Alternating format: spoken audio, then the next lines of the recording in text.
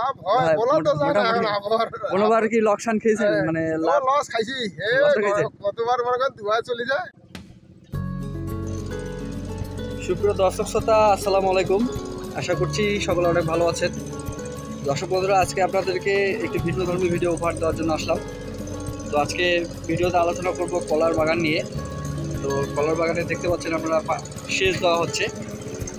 তো এরকম কলার বাগান থেকে কী ধরনের ইনকাম হয় এবং এইরকম কলার বাগানের কীরকম ডিম্যান্ড রয়েছে এবং মার্কেটিং প্রসেস কীভাবে রয়েছে এবং কীরকম প্রোডাকশন হয় কলা এবং এই কলা কীভাবে বাজারজাত করা হয় এবং এর উৎপাদনের সহজ পদ্ধতিগুলো আজকে ভিডিওতে আলোচনা করব।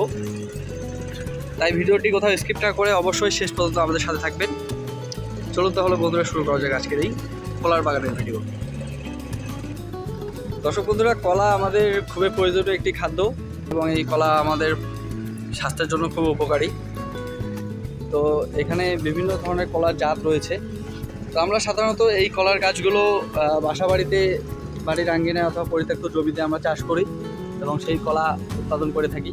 কিন্তু এখানে একটা বাণিজ্যিক সিস্টেমে কলা চাষ করা হয়েছে এবং গাছগুলো আপনারা দেখতে পাচ্ছেন একদম গাঢ় সবুজ বর্ণ হয়ে গেছে এবং এগুলোতে কিছুদিনের মধ্যে কলার মোচা আসবে এবং কলা প্রোডাকশন হবে।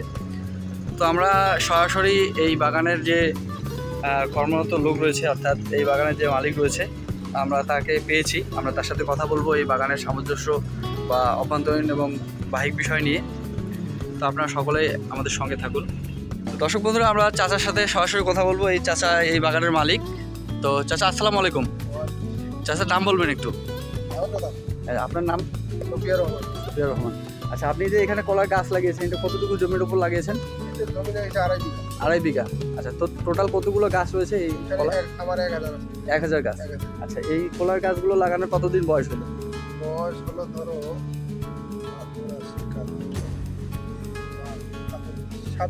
7 মাস হলো। এখন কলা আসার সময় কি হয়ে গেছে?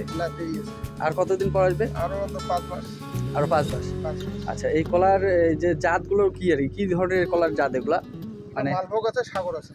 সাগর আছে, সাগর এবং মালভোগ একই সাথে লাগানো হয়েছে, মিশ্রভাবে লাগানো হয়েছে।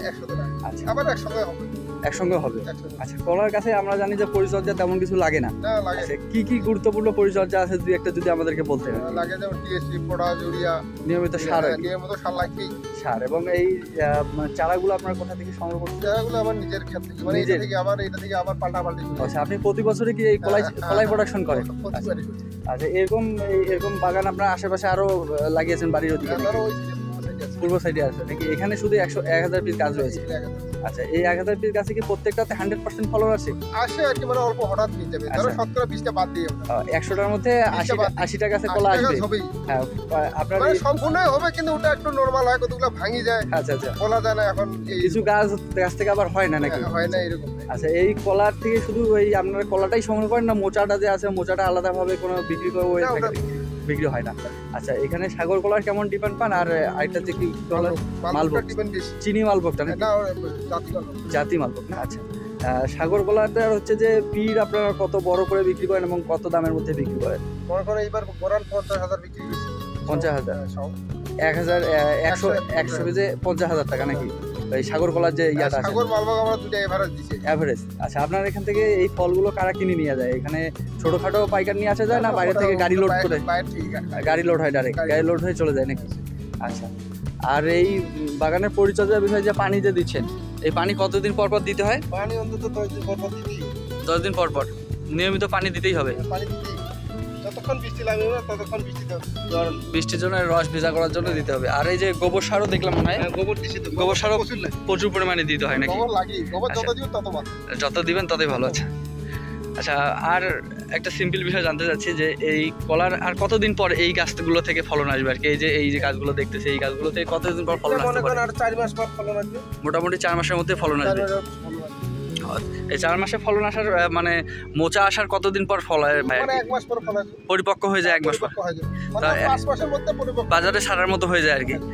মানে টোটাল আর কি গাছ লাগানো থেকে কত দিনের মধ্যে আর কি? 12 মাস। টোটাল 12 মাসেই লাগে ফলন আসার জন্য আর কি। আচ্ছা, চাচা, আপনার সাথে কথা বলে অনেক ভালো লাগলো। আর ভালো থাকবেন, সুস্থ থাকবেন এবং আপনার সাথে কথা বলে অনেক কিছু জানতে পারলাম এবং আমার দর্শক বন্ধুদেরও অনেকে জানাইতে পারলাম যে এই কলা চাষ নিয়ে।